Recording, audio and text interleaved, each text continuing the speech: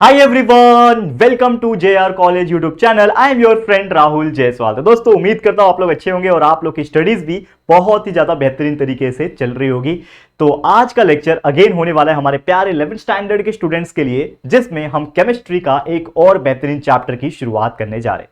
जी हाँ दोस्तों, इसके पहले हमारा केमिस्ट्री का 11th स्टैंडर्ड के केमिस्ट्री का चैप्टर नंबर 1, जिसका नाम क्या था, कॉन्सेप्ट ऑफ केमिस्ट्री, ये हमने बहुत अच्छी तरीके से देख लिया था और पहला चैप्टर बेहतरीन तरीके से क्लियर कर लिया। लगभग 6-7 लेक्चर लगे थे हमने, लेकिन पढ़ा के कंप्लीट कर दिया।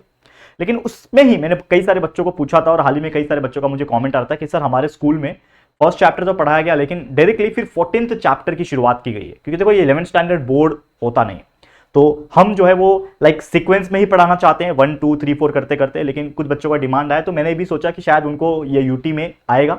दैट्स वाई मैं आज के इस वीडियो के अंदर मैं स्टार्ट करने जा रहा हूं हमारा चैप्टर नंबर 14। सीधा पहला चैप्टर कराया, उसके बाद 14 चैप्टर करा रहा हूं। और बाकी के चैप्टर्स अगर आपको पढ़ना है, मान लो सेकंड चैप्टर किसी को पढ़ना है, थर्ड चैप्टर पढ़ना है, तो हमारा जो मेन चैनल है जेआर ट्यूटोरियल, उस पर हमने वीडियो बना के रखे हैं। आप प्लेलिस्ट में जाके ना फोल्डर में चेकआउट कर लेना, हमने बना के रखे हुए, कोई परेशानी नहीं है आप लोगों को, वो भी आप पढ़ सकते हो। लेकिन ये जेआर कॉलेज ज्यादा बेटर तरीके से और ज्यादा कंटिन्यूस तरीके से वीडियोस यहां पे हम प्रोवाइड कर रहे हैं, जो कि नया बैच हमारा विराट बैच आपके लिए चल रहा है इस चैनल के अंदर। तो प्लीज इस चैनल के बारे में ज्यादा से ज्यादा अवेयरनेस क्रिएट कीजिए, लोगों को पहुंचाइए कि जेआर ट्यूटोरियल्स तो है ही, लेकिन साथ में जेआर ट्यूटोरियल्स का ही जो पार्ट है हमारा जेआर कॉलेज चैनल, जो आप इस वक्त देख रहे हो, ये चैनल पे भी कंटिन्यूस 11th एंड 12th दोनों ही स्ट्रीम के लिए, दोनों ही स्टैंडर्ड के लिए, 11th एंड 12th दोनों के लिए ही सब बेहतरीन तरीके से काम चल रहा है और इतना कंसिस्टेंसी के साथ वीडियो आ रहा है कि आप सोच भी नहीं सकते। तो again thank you so much for supporting us, and जरूर से आगे भी ऐसे ही विश्वास और सपोर्ट बनाए रखना। ठीक है, शुरुआत करते हैं। अगर आप इंस्टा पे मुझसे जुड़ना चाहते हो तो ये मेरा आईडी है, आप फॉलो कर सकते हो, वैसे लिंक डिस्क्रिप्शन में दिया हुआ है। तो आज इस चैप्टर का पहला लेक्चर है। चैप्टर का नाम क्या है, basic principles of organic chemistry. आज इस चैप्टर में हम लोग पढ़ेंगे ऑर्गेनिक केमिस्ट्री क्या होता है और उसके कई सारे और कॉन्स्टिट्यूएंट्स के बारे में पढ़ेंगे, एंड धीरे धीरे इस चैप्टर में आगे बढ़ते रहेंगे। ठीक है, शुरुआत करें, चलिए आ जाते हैं टॉपिक पे। सबसे पहला टॉपिक क्या है, organic chemistry. What do you mean by organic chemistry? देखो, ऑर्गेनिक केमिस्ट्री एक ऐसा केमिस्ट्री है जिसमें स्टडी ऑफ स्ट्रक्चर क्या किया जाता है, स्टडी किया जाता है किस चीज का, स्ट्रक्चर का, प्रॉपर्टीज का, उसके कंपोजिशन का, रिएक्शंस का, and preparation of carbon containing compounds. एक चीज हमेशा याद रखना, जब भी आप ऑर्गेनिक केमिस्ट्री में या फिर ऑर्गेनिक केमिस्ट्री को पढ़ोगे, ऑर्गेनिक केमिस्ट्री का नाम आपको सुनाई देगा, तब आपको यह कार्बन नाम का एलिमेंट जरूर से दिखाई देगा और सुनाई देगा। जी हां दोस्तों, ऑर्गेनिक केमिस्ट्री कार्बन के बिना अधूरा है। जिस प्रकार हमारी जिंदगी, जो अब जैसे हम ह्यूमन बॉडी जो है वो काम कैसे करता है, बिकॉज ऑफ द सोल। हमारे अंदर एक सोल है, ठीक है ना, आत्मा जिसको हम बोलते हैं। तो हमारे अंदर एक सोल है, हमारे अंदर बहुत सारे वाइटल ऑर्गन्स हैं जो काम कर रहे हैं, तभी हम लोग शायद जिंदा है, तभी मैं आपसे बात कर पा रहा हूं, तभी हमारे अंदर मूवमेंट हो रहा हूं, सब चीज कर पा रहे हैं। तो उसी प्रकार अगर ऑर्गेनिक केमिस्ट्री की जहां जहां बात आएगी, कार्बन का नाम जरूर आएगा। बोलते हैं ना, जब तक सूरज चांद रहेगा मुन्ना सर्किट का नाम रहेगा, ऐसा कुछ तो डायलॉग था पिक्चर में। वैसे यहां पे जब तक ऑर्गेनिक केमिस्ट्री का नाम रहेगा, कार्बन का भी नाम उसी में जुड़ा रहेगा। ठीक है, चलिए आ जाते हैं टॉपिक पे फिर से।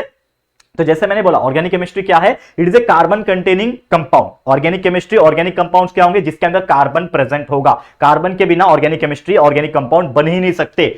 अब उसके अंदर मतलब कार्बन और कार्बन के अलावा और भी कई सारे एलिमेंट्स जब मिलके कुछ कंपाउंड्स बना रहे हैं, तो उसका अगर स्ट्रक्चर्स की हम स्टडी करते हैं, उसके प्रॉपर्टीज के बारे में पढ़ते हैं, उसके कंपोजिशन क्या क्या चीजें अंदर प्रेजेंट है उसके बारे में पढ़ते हैं, उसके रिएक्शंस कैसे हो रहे हैं इसके बारे में पढ़ रहे हैं, और साथ ही में उसके प्रिपरेशन कैसे बनता है वो चीज, उसके बारे में पढ़ रहे हैं, तो उस चीज को हम क्या कहेंगे, ऑर्गेनिक केमिस्ट्री कहेंगे। क्या कहेंगे दोस्तों, ऑर्गेनिक केमिस्ट्री। अब मोस्टली जैसे मैंने बोला कि कार्बन उसके अंदर प्रेजेंट रहते हैं, लेकिन कार्बन के अलावा जो सबसे प्यारा एलिमेंट जो है, जो कार्बन के साथ हमेशा दोस्ती करके रखता है, वो है हाइड्रोजन।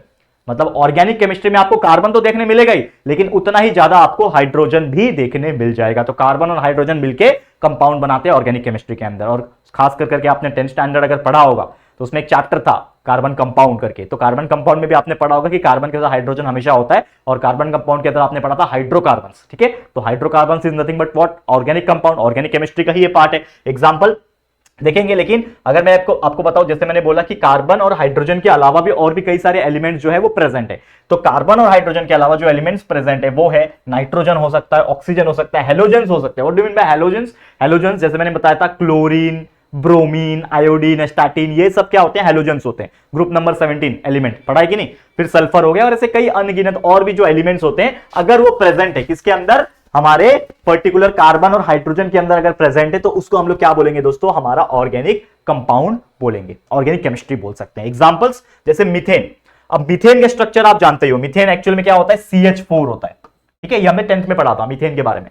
तो मीथेन CH4 होता है, लेकिन एक्चुअल में मीथेन क्या है, हाइड्रोकार्बन। तो आप देखोगे तो मीथेन के अंदर क्या प्रेजेंट है, C प्रेजेंट है और साथ में 4 हाइड्रोजन प्रेजेंट है, मतलब कार्बन तो होगा ही होगा लेकिन साथ में हाइड्रोजन भी आ गया, तो ये क्या बन गया, एक ऑर्गेनिक कंपाउंड बन गया, ठीक है। उसी प्रकार डीएनए, डीएनए भी क्या है, एक ऑर्गेनिक कंपाउंड है, मतलब अगर आप देखोगे तो एक छोटा मीथेन मॉलिक्यूल से लेके हमारा पूरा डीएनए जो हमारा शरीर बना है जिससे, वो डीएनए के अंदर भी क्या प्रेजेंट है, organic chemistry, organic compound present है।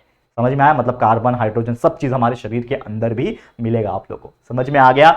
अब बात करेंगे इसी ऑर्गेनिक केमिस्ट्री के अंदर अगर हम लोग किसी भी चीज को रिप्रेजेंट करना है तो क्या इसका स्ट्रक्चरल रिप्रेजेंटेशन रहेगा, कोई भी मॉलिक्यूल्स है, कोई भी पर्टिकुलर चीज है हमारे ऑर्गेनिक केमिस्ट्री का, तो उसको स्ट्रक्चरली कैसे रिप्रेजेंट करेंगे, तो उसके बारे में थोड़ा स्टडी करेंगे। तो समझ लो एग्जांपल हम वही लेके चलते हैं जो कि है मीथेन। अब मीथेन का फॉर्मूला आप जानते ही हो क्या होता है, CH4 होता है, एक कार्बन 4 हाइड्रोजन होता है मीथेन का फॉर्मूला, ठीक है। अब मीथेन का हम स्ट्रक्चरल रिप्रेजेंटेशन कैसे करेंगे, by using the structural formula of methane. तो स्ट्रक्चरल फॉर्मूला ऑफ मीथेन क्या होता है, ये होता है कि कार्बन जो है एक है, तो एक कार्बन है और 4 हाइड्रोजन प्रेजेंट है, तो 1 2 3 4 हाइड्रोजन प्रेजेंट है। अब आप देखोगे तो कार्बन के बाद यहां पे मैंने एक डैश डैश डैश डैश मार के रखा है, मतलब एक डॉट, डॉट नहीं क्या बोलते, डैश मार के रखा है इसी को, इसीलिए इस स्ट्रक्चर को स्ट्रक्चरल फॉर्मूला ऑफ मीथेन भी बोलेंगे और इसको हम बोलेंगे डैश स्ट्रक्चर, क्या बोलेंगे, डैश स्ट्रक्चर या फिर डैश फॉर्मूला भी कहा जाता है। तो अगर आपको कोई पूछता है डैश फॉर्मूला मतलब क्या, तो dash formula is nothing but the structural formula, correct है, डैश फॉर्मूला को स्ट्रक्चरल फॉर्मूला बोलेंगे। अब आप बोलेंगे सर इसको आप ऐसे ही क्यों ड्रॉ किए, ये हमने 9th और 10th में भी पढ़ा है कि कार्बन जो होता है, कार्बन की वैलेंसी 4 होती है, मतलब वैलेंसी 4 है, मतलब वो 4 इलेक्ट्रॉन्स को एक्सेप्ट कर सकता है। तो कार्बन ने 1 2 3 चारों हाइड्रोजन के एक मतलब एक ही तो है उसके पास, हाइड्रोजन बेचारे के पास एक ही होता है, तो हाइड्रोजन को भी अपना बॉन्ड कंप्लीट करना है किसी के साथ और कार्बन को भी करना है। तो हाइड्रोजन क्या है कि अगर मेरे को एक भी कोई मिल जाए या फिर मैं भी किसी एक को दे दूं तो मेरा काम चल जाएगा, क्योंकि उसके पास एक ही इलेक्ट्रॉन है। लेकिन कार्बन के पास तो कितना है, उसके वैलेंस शेल में 2,4 है ना, electronic configuration 2,4, total atomic number 6 होता है, इलेक्ट्रॉन 6 है, पहले ड्यूप्लेट में 2 चले गए, ऑक्टेट में 4 ही बचे, तो या तो वो 4 किसी को दे देगा तो 4 किसी से ले लेगा, ठीक है। तो यहां पे उसने एक ये वाले हाइड्रोजन से, एक ये वाले, एक ये वाले, एक ये वाले, तो टोटल 4 ऐसा ले लिया और बना दिया उसने कंप्लीट बॉन्ड, तो ये बन गया आपका CH4, that is the complete methane molecule. क्या बन गया, ये मीथेन मॉलिक्यूल। और ये जो स्ट्रक्चर ड्रॉ किया है इसी को हम लोग बोलते हैं स्ट्रक्चरल रिप्रेजेंटेशन और स्ट्रक्चरल फॉर्मूला या फिर डैश फॉर्मूला। याद रहेगा, कोई भी पर्टिकुलर चीज का बना सकते हैं, जैसे जैसे आगे बढ़ेंगे और भी कई सारे खतरनाक स्ट्रक्चर हमें देखने मिल जाएंगे। अभी तो इजी चल रहा है, स्टार्टिंग का पार्ट है, इंट्रोडक्शन लेक्चर है आज का, तो हम देखेंगे अगला। अब इसी चीज को जो क्या बोलते हैं हम लोग, डैश स्ट्रक्चर को, डैश फॉर्मूले को हम लोग अगर डॉट स्ट्रक्चर में लिखना है तो कैसे लिखेंगे, तो ये है हमारा इलेक्ट्रॉन डॉट स्ट्रक्चर। तो इलेक्ट्रॉन डॉट स्ट्रक्चर क्या है, देखो यहां पे, तो जैसे मैंने बोला कि यहां पे एक डैश है, तो एक डैश का मतलब होता है 2 इलेक्ट्रॉन, क्योंकि एक इलेक्ट्रॉन हाइड्रोजन का होगा, एक इलेक्ट्रॉन कार्बन का होगा, तब जाके इसने कंप्लीट किया, तो 2 इलेक्ट्रॉन होंगे। इसके लिए हम एक इलेक्ट्रॉन को एक डॉट से रिप्रेजेंट करते हैं, तो इसके लिए हमने 2 डॉट लिखा है यहां पे, मतलब एक डैश का। और ये डैश मतलब क्या, ये बॉन्ड है, ये आपका कोवैलेंट बॉन्ड है, ये आपको दिख रहा है ना। अगेन एक चीज, ये डैश का मतलब क्या है, सिर्फ डैश नहीं है, ये एक बॉन्ड है। कौन सा बॉन्ड होता है, कोवैलेंट बॉन्ड होता है, ऑब्वियसली आप जानते हो हाइड्रोकार्बन में, कार्बन कंपाउंड में, ऑर्गेनिक में कोवैलेंट बॉन्ड ही यूज होता है सबसे ज्यादा। बाकी अगर आयंस वगैरह होते हैं तो उसमें आयोनिक बॉन्ड यूज होता है, जैसे NaCl हो गया, तो सोडियम और क्लोरीन में जब बॉन्ड होता है वो आयोनिक बॉन्ड होता है, जिसकी वजह से हमारा सोडियम क्लोराइड बनता है, नमक बनता है, ठीक है। वो सब चीज हमने डिस्कस की हुई है, अगर आपको याद आ रहा होगा, हमने कई सारी चीज, देखो मैं अगेन एक चीज बोलता हूं, अगर आपने हमारे साथ 10th पढ़ा होगा ना तो बहुत अच्छे तरीके से आपका कंसेप्ट क्लियर होगा, और ये सब चीज जो मैं बोल रहा हूं ना तो आपको समझ में आ रहा होगा कि मैं क्या बताने की कोशिश कर रहा हूं। तो अगेन वही चीज, तो एक डैश रिप्लेस होता है 2 डॉट से, तो यहां पे 4 डैश है, इसके लिए 2 डॉट 2 डॉट 2 और 2, टोटल 8 डॉट से हाइड्रोजन जो है यहां पे आ गए हैं। और इस स्ट्रक्चर में हमने क्या यूज किया है, बॉन्ड यूज नहीं किया है, डैश यूज नहीं किया है, हमने डॉट यूज किया है, एंड दैट्स व्हाई इसको बोलते हैं हम लोग इलेक्ट्रॉन डॉट स्ट्रक्चर, इसको डॉट स्ट्रक्चर के नाम से जाना जाता है। और also dot structure is also known as the Lewis structure, Lewis structure भी कहा जाता है, क्योंकि Lewis was the some like chemist जिसने अपना इस नाम दिया था, तो also called as the Lewis dot structure, इसको लेविस डॉट स्ट्रक्चर या फिर सिंपली लेविस स्ट्रक्चर भी कहा जाता है, और इस चीज को लेविस फॉर्मूला कहा जाता है, Lewis formula, Lewis structure, correct है, क्लियर है, याद रहेगा क्या होता है, that is nothing but structural formula या फिर स्ट्रक्चर रिप्रेजेंटेशन, और क्या होता है डॉट फॉर्मूला या फिर डॉट स्ट्रक्चर। समझ में आ गया डिफरेंस, डॉट बोलेगा तो डॉट ड्रॉ करना, स्ट्रक्चरल बोलेगा या फिर डैश बोलेगा तो ये वाला ड्रॉ करना, ठीक है। तो आगे बढ़ते हैं हम लोग धीरे धीरे करके और बाकी चीजों को भी समझने की कोशिश कर लेते हैं, क्लियर है, आगे बढ़ जाते हैं। चलो नेक्स्ट, अगला क्या है, कंडेंस फॉर्मूला। अब कंडेंस का मतलब क्या होता है, देखो कोई भी चीज कंडेंस जब होता है मतलब वो क्या हो रहा है, छोटा, क्या हो रहा है, छोटा हो रहा है। यानी कि अगर मैं एक एग्जांपल की बात करूं, आपने 10th स्टैंडर्ड में पढ़ा होगा, ये सेल डिवीजन पढ़ा है, सेल डिवीजन बायो का पार्ट था, साइंस पार्ट 2 में 3rd chapter life process in living organism में, हमारा तीसरा चैप्टर का आखिरी टॉपिक था सेल डिवीजन, जो मैंने ही पढ़ाया आप लोग को, शायद अभिषेक सर ने भी एक बार और पढ़ाया होगा आपको। ठीक है, तो उसमें एक था कि हमारा जो क्रोमोसोम होता है, वो क्रोमोसोम क्या होता है, प्रोफेज के दौरान कंडेंस होने लगता है। कंडेंसेशन मतलब वो छोटा होने लगता है, पहले वो बहुत उलझा हुआ रहता है एंड धीरे धीरे करके वो कंडेंस होकर छोटा होने लगता है। तो सेम उसी प्रकार जो हमारा स्ट्रक्चरल फॉर्मूला है वो बहुत बड़ा दिखता है हमें डैश मार मार के, तो उसको छोटा बनाना ना यार, तो उसी फॉर्मूले को हम लोग क्या बोलते हैं, कंडेंस फॉर्मूला। तो structural formula can be simplified by hiding some or all covalent bond. जो इतने सारे डैश थे यानी कोवेलेंट बॉन्ड जिसको हम बोलते हैं, तो इतने सारे डैश की वजह से वो बहुत बड़ा स्ट्रक्चरल फॉर्मूला दिखता था। तो उसको अगर छोटा बनाना है तो हमें क्या करना पड़ेगा, उस कोवेलेंट बॉन्ड को यानी डैश को कम करना पड़ेगा, सिंप्लीफाई करना पड़ेगा, कुछ को हटाने पड़ेंगे या फिर पूरे को हटाने पड़ेंगे। तो वो जो नया फॉर्मूला बनेगा छोटा सा, उसको बोलेंगे हम लोग कंडेंस फॉर्मूला। क्या बोलेंगे, कंडेंस फॉर्मूला। एग्जांपल समझने की कोशिश करते हैं। मान लो पहला एग्जांपल मैं ले रहा हूं, that is nothing but condense formula of ethane. Ethane आप जानते हो, जैसे मीथेन होता है CH4, वैसे इथेन होता है C2H6।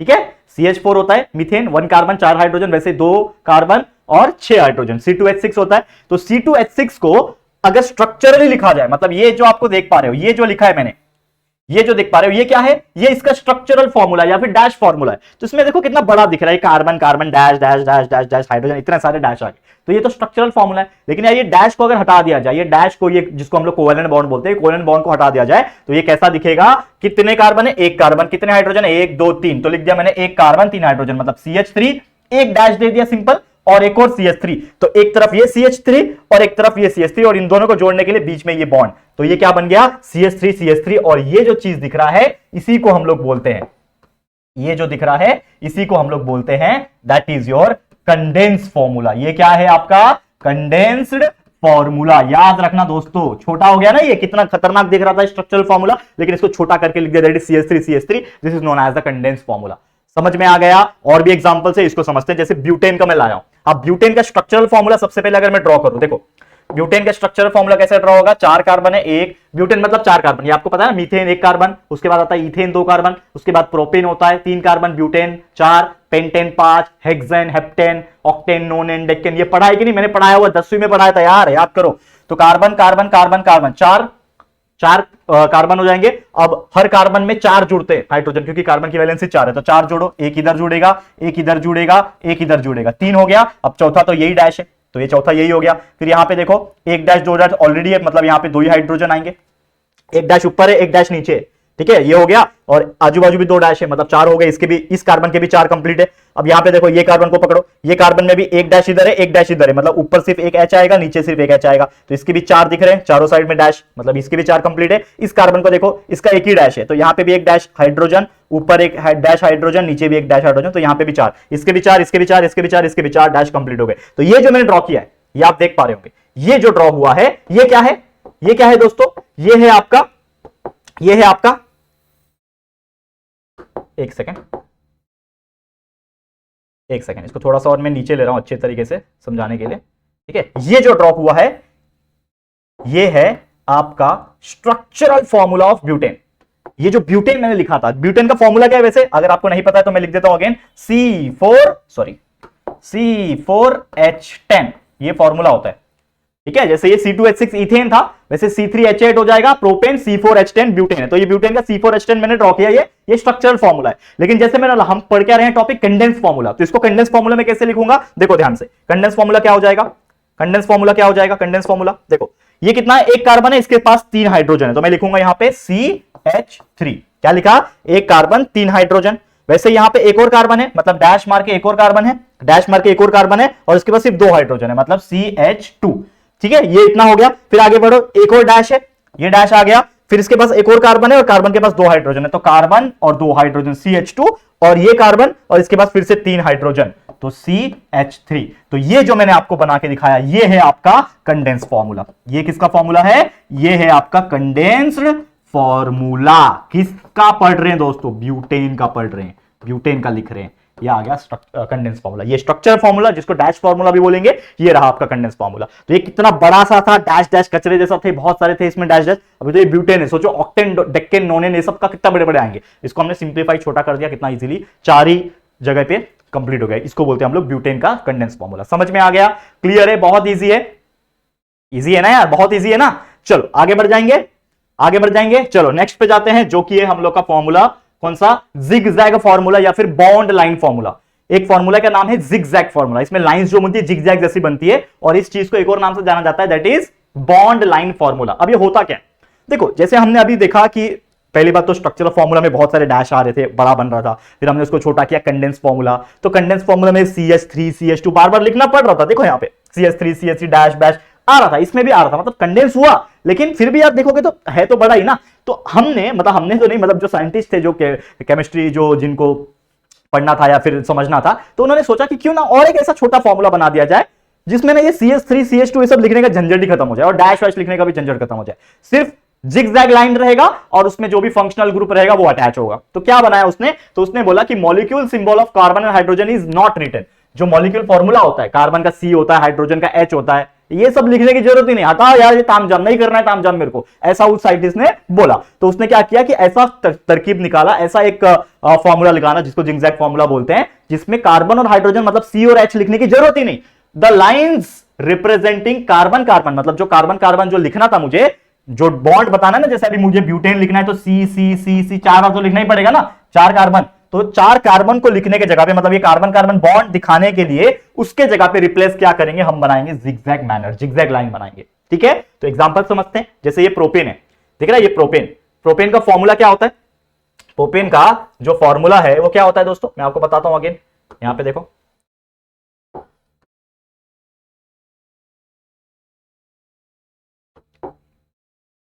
एक सेकेंड, बस एक सेकेंड रुक जाओ।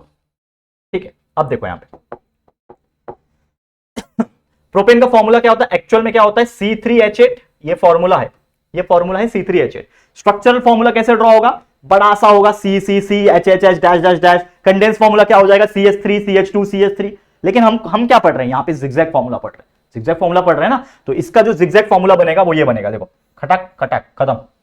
दिस इज नोन एज ये प्रोपेन है आपका। अब आप बोलोगे सर ये क्या बना दिया, ये लंबा चौड़ा, मतलब क्या ऐसा लाइन किया, गोजा माजी कर दिया, ये प्रोपेन में मान लूंगा क्या? यस दोस्तों, यस दोस्तों, यही प्रोपेन है, इसी को बोलते हैं प्रोपेन। अब जैसे मैंने बोला, इसको समझते हैं। सबसे पहले क्वेश्चन में क्या बोल रहा है कि हम कार्बन कार्बन को नहीं लिखेंगे, हाइड्रोजन हाइड्रोजन को लिखेंगे, लेकिन कार्बन कार्बन का जो ये बॉन्ड था, इसको रिप्लेस किया किसके द्वारा, एक जिगजैग लाइन के द्वारा। तो हमेशा याद रखना, जिगजैग लाइन में जो खुला हुआ पोर्शन है, देखो इस तरफ का, जहां से स्टार्ट हुआ, ये खुला हुआ पोर्शन, ये रिप्रेजेंट करता है एक CH3 को। ठीक है, जो एरो जहां पे बनता है, मतलब दो जो लाइन, एक लाइन हुआ, ये एक लाइन, ये एक लाइन, तो ये लाइन जब जुड़े तो ये जो पोर्शन होता है इसको बोलते हैं CH2। और जहां पे वापस से ये खत्म हो रहा है, इसको फिर से क्या बोलूंगा, CH3। जैसे यहां पे स्टार्ट किया था CH3, तो CH3 CH2 CH3 क्या होता है, CH3 CH2 CH3 क्या होता है दोस्तों, यही होता है ना प्रोपेन, यही है ना प्रोपेन। समझ में आ रहा है कि नहीं बता रहा, क्या बताने की कोशिश कर रहा हूं, यही आपका प्रोपेन है। तो ये क्या है प्रोपेन का, दिस इज सॉरी, हाँ, this is the condense formula. इसको ही बोलते हैं हम लोग कंडेंस फॉर्मूला, लेकिन इसमें ये वाला और ये वाला लिखने की जरूरत नहीं होती है। ये क्या है आपका कंडेंस फॉर्मूला, इसी को क्या बोलते हैं, कंडेंस्ड फॉर्मूला। याद रहेगा दोस्तों, भूलोगे तो नहीं। कैसे आया, चलो और 2 एग्जांपल है, इसको समझते हैं एक एक करके, सॉरी, एक एक करके इसको समझते हैं। थोड़ा सा और नीचे लेता हूं मैं इसको। हाँ, सबसे पहले ब्यूटेन को समझते हैं। चलो, ब्यूटेन को कैसे ड्रॉ करोगे, ब्यूटेन का एक्चुअल में कैसे होता है, C4H10 होता है। इसको कंडेंस फॉर्मूला कैसे ड्रॉ करोगे बताओ, कंडेंस फॉर्मूला स्टार्ट करूंगा, ये हो गया CH3, ये हो गया CH2, ठीक है, यहां पे आ गया फिर से CH2 और ये CH3, तो ये CH2 CH3 CH2 ठीक है, और ये CH3 यहां पे खत्म होना चाहिए, मतलब यहां पे हमारा खत्म हो जाएगा, यहां तक आएगा। समझा, देखो हमको क्या ड्रॉ करना है, C4H10 ड्रॉ करना है, मतलब क्या ड्रॉ करना है हम लोग को ड्रॉ करना है ये वाला, that is CH3 CH2 CH3, यही ड्रॉ करना है ना दोस्तों। देखो समझो इस चीज को, ये क्या है आपका ब्यूटेन ही है, ये ब्यूटेन है, ब्यूटेन का कंडेंस फॉर्मूला लिखा मैंने, ये जो लिखा मैंने CH3 CH2 CH3 ये ब्यूटेन का कंडेंस फॉर्मूला लिखा, इसी को यहां पे हम लोग जिगजैग लाइन ड्रॉ करना है। तो जिगजैग के लिए मैंने जैसे बताया था क्या करना था आपको, एक लाइन जो स्टार्ट का होगा ये CH3 होगा, ये आपका CH2 होगा, फिर अगेन अगर मैं ऐसा कर दूं तो ये आपका CH2 होगा और ये खत्म हुआ CH3 पे, तो CH3 CH2 ये भी आपका CH2 और ये CH3 पे खत्म हो रहा है, तो ये बन गया ना CH3 CH2 CH3। CH3 CH2 CH2 CH3 इसके साथ दिख रहा है ना, तो बन गया आपका ये ब्यूटेन। तो ये जो चीज दिख रहा है ये आपका क्या है, ब्यूटेन है। ये समझ में आ रहा है, ये जो मैंने ड्रॉ किया यही आपका क्या है, ये आपका ब्यूटेन है। लेकिन लेकिन लेकिन इसमें ये वाला लिखने की जरूरत नहीं है, सिंपली ये है आपका butane, this is the butane. ठीक है, ये क्या है आपके लिए, ब्यूटेन है, लिख दो यहां पे, दिस इज ब्यूटेन का जिगजैग फॉर्मूला। ये है आपका ब्यूटेन का जिगजैग फॉर्मूला। समझ में आ गया। वैसे इथेनॉल का बताओ, इथेनॉल क्या होता है, इथेनॉल क्या होता है, C2H6। हाँ, इथेनॉल मतलब 2 कार्बन ना, देखो कंफ्यूज मत हो ना, C2H5OH, this is the ethanol. Ethyl alcohol भी बोलते हैं इसको कॉमन लैंग्वेज में। इथेनॉल मतलब इथाइल अल्कोहल।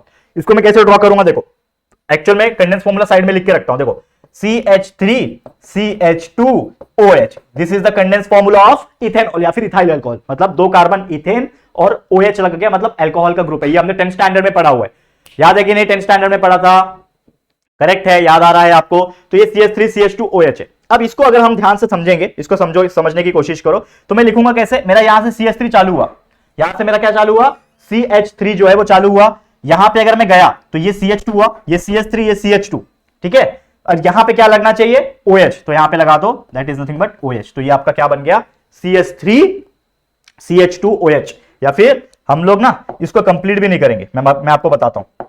एक रीजन ये भी है कि अगर मैं इसको कंप्लीट करूं, ये आपका CH3 था, ये आपका CH2 था, अब यहीं पे लगा दो OH, ये पूरा कंप्लीट नहीं हुआ, आधा ही है, तो हम लोग बोल सकते हैं कि CH3CH2OH है ये। अब जाके ये बन गया, this is the condense formula of alcohol, sorry OH, this is the condense formula of ethanol.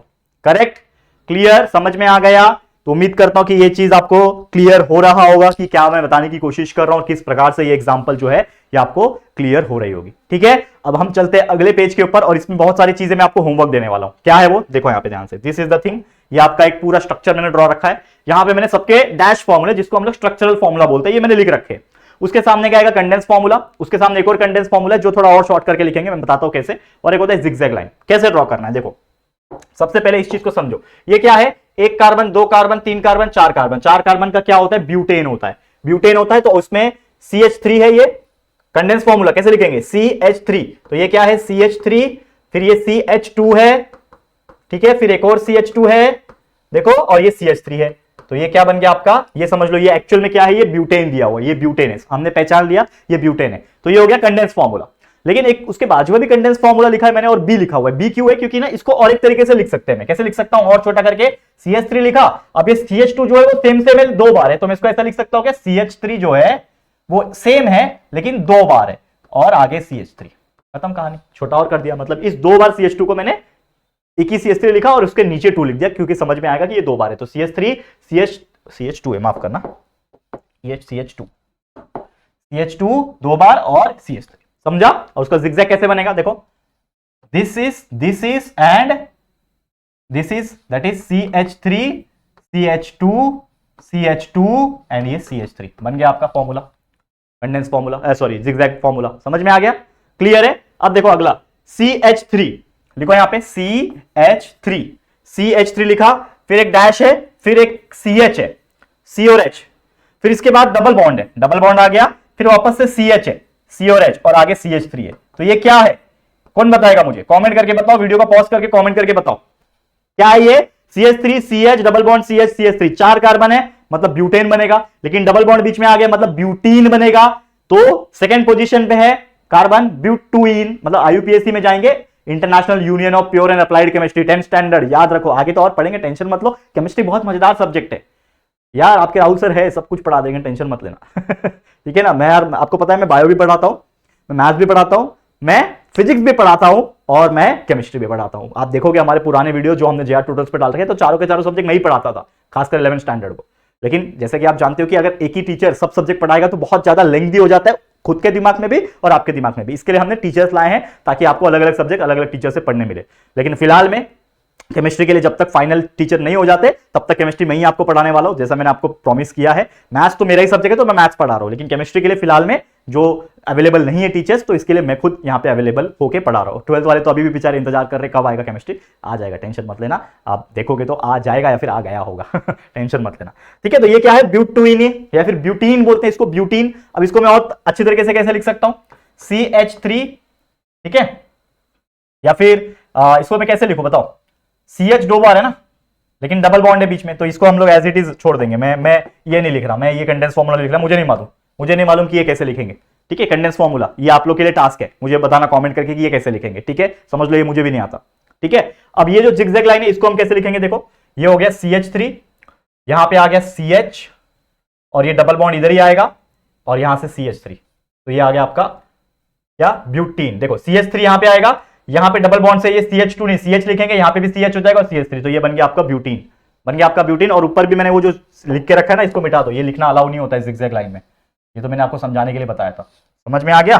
तो ये ऊपर ब्यूटेन है, ये ब्यूटीन है, ये वाला चेक करते हैं। इसमें भी देखो 4 कार्बन है, मतलब ये भी ब्यूटेन जैसा ही है, लेकिन यहाँ पे C डबल बॉन्ड OH है, C डबल बॉन्ड O और H, मतलब क्या होता है, ये अल्डिहाइड, CHO अल्डिहाइड का ग्रुप है। मतलब ये क्या है, 1 2 3 4 कार्बन, ब्यूटराल्डिहाइड बोलते हैं इसको कॉमन लैंग्वेज में, ब्यूटराल्डिहाइड, या फिर इसको बोला जाता है ब्यूटेनल, IUPAC में ब्यूटेनल कहा जाता है इसको। ठीक है, और कॉमन लैंग्वेज में ब्यूटराल्डिहाइड कहा जाता है।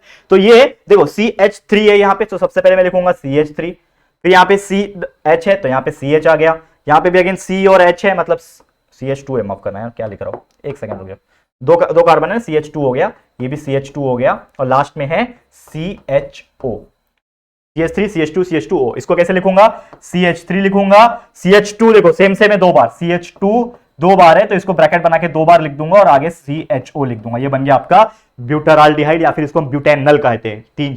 4 कार्बन और अल्डिहाइड का ग्रुप, अल्डिहाइड का फंक्शनल ग्रुप, तो अल्डिहाइड का Al लिखते हैं, यानी ब्यूटेनल हो जाएगा। ठीक है, इसका जिगजैग फॉर्मूला कैसे ड्रॉ करूंगा, देखो एक CH3, यहां पे CH2, अगेन यहां पे CH2, और यहां पे आ जाएगा डबल बॉन्ड O, और यहां पे आ जाएगा H, थोड़ा और नीचे ले लेता हूं,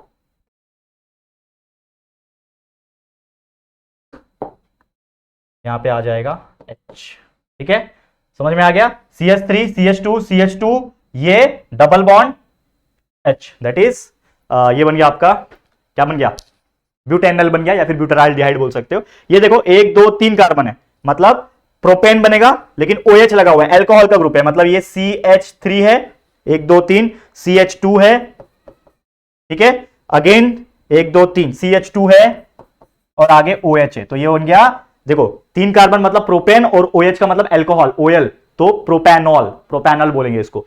ठीक है, IUPAC में प्रोपैनल बोलेंगे, और कॉमन लैंग्वेज में इसको बोलेंगे प्रोपाइल अल्कोहल। 3 कार्बन है मतलब प्रोपाइल अल्कोहल बोलेंगे, ये सब पढ़ोगे आगे जाके, मैं पढ़ाऊंगा, टेंशन मत लेना। इसको मैं कैसे लिखूं, देखो CH3, ये 2 बार CH2 है, मतलब CH2 2 बार लिख दिया, और ये OH।